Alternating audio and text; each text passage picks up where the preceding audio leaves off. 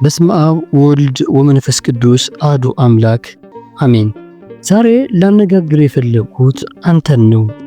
ወጣቱ ወንድሜ፣ ወጣቷ እህቴ፣ በቤተ ክርስቲያን ጉባኤ ላይ ስትቀመጡ ቃለ እግዚአብሔር ስትሰሙ ታምራላችሁ።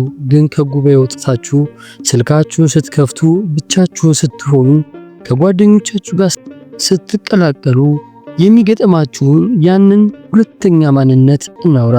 የራስ ማንነት ፈተና። ውስጥህ በብዙ ጥያቄዎች ተሞልቷል አይደል?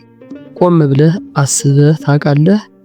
እኔ እውነተኛ ክርስቲያን ነኝ ወይስ ቤተሰቦቼ ስለሆኑ ብቻ ነው ኦርቶዶክስ የሆንኩት? ለምንድን ነው ዓለም የምታቀርብልኝን ደስታና ቤተክርስቲያን የምትነግረኝ ሕግ የሚጋጩት? ጓደኞቼ የሚሄዱበት ቦታ ካልሄድኩ እነሱ የሚሰሩትን ካልሰራው ፋሽን ያረጅብኛል የሚባል ይመስላል። የንጽህናና የዝሙት ፈተና። በዚህ ዘመን ንጹህ ሆኖ መኖር እንደ ሞኝነት እየተቆጠረ ነው።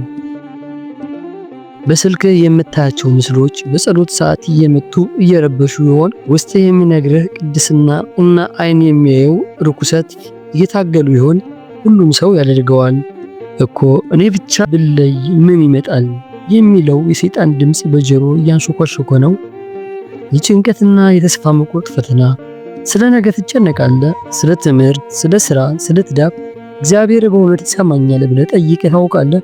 በዙሪያ ያሉት ሰዎች ሲሳካላቸው አንተ ግን ባለህበት የቆምክ ይመስልሃል። ፈጣሪ ረስቶኛል ብለህ አማራሃል። ለሰዎች የምታሳየው ሳቂታ ፊት እና ማታ ትራስ ላይ የምታፈሰው የብቸኝነት እንባ የተጋጩብን ይሆን? እነዚህ ሁሉ ጥያቄዎች ያንተ ብቻ አይደሉም። ብዙዎች በዚህ ውስጥ ያልፋሉ። ነገር ግን ማስታወስ ያለብህ አንድ ነገር አለ። ፈጣሪ የሚፈልገው ፍጹም የሆንክ ሰውን ሳይሆን እየታገለ ያለን ሰው ነው። ወድቀህ ከሆነ ለምን ወደቅኩ ብለህ አትጨነቅ። ይልቁንም እንዴት ልነሳ በል። የዛሬው ጥያቄ ላንተ ይህ ነው። ከእግዚአብሔር ጋር ሆነህ ዓለምን ማጣት ይሻላል ወይስ ዓለምን አትረፈ እግዚአብሔርን ማጣት? በኮመንት መስጫ ላይ ከነዚህ ፈተናዎች ውስጥ አንተን ይበልጥ የሚከብድህ የትኛው እንደሆነ ጻፍልኝ።